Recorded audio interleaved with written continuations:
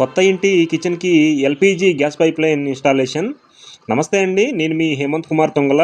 ఈరోజు వేమూరు నియోజకవర్గంలోని కాకర్లమూడి గ్రామం నుంచి శ్రీను గారు మనకి ఎల్‌పీజీ గ్యాస్ పైప్‌లైన్ ఇన్‌స్టాల్ చేయాలంటూ కాల్ చేశారు.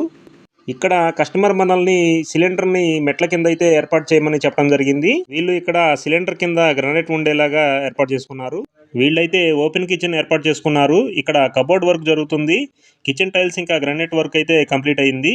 వీళ్ళ కిచెన్ టైల్స్‌కి ఎటువంటి డ్యామేజ్ జరగకోకుండా కోర్ బిట్‌తో టైల్‌ని నీట్‌గా కట్ చేయడం జరిగింది. ఈ కిచెన్‌కి దక్షిణం పక్క ఉన్న వాల్‌కి హోల్ చేసి ఈ పైప్‌లైన్‌ని ఓపెన్‌గానే వేయటం జరిగింది.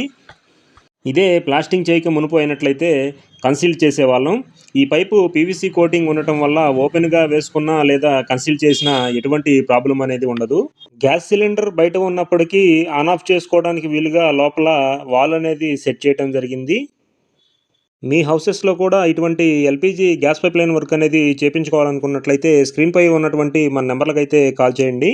ఈ పైప్‌లైన్‌ను కొత్తగా ఇల్లు నిర్మించుకునే వారే కాకుండా ఆల్రెడీ నిర్మాణం అయిపోయిన ఇళ్ళకి కూడా ఈజీగానే ఇన్‌స్టాల్ చేపించుకోవచ్చు. ఇక సర్వీస్ విషయానికొస్తే ఈ గ్యాస్ పైప్‌లైన్ ఒకసారి ఇన్‌స్టాల్ చేపించుకున్న తర్వాత లాంగ్ లైఫ్ అయితే యూజ్ అవుతుంది.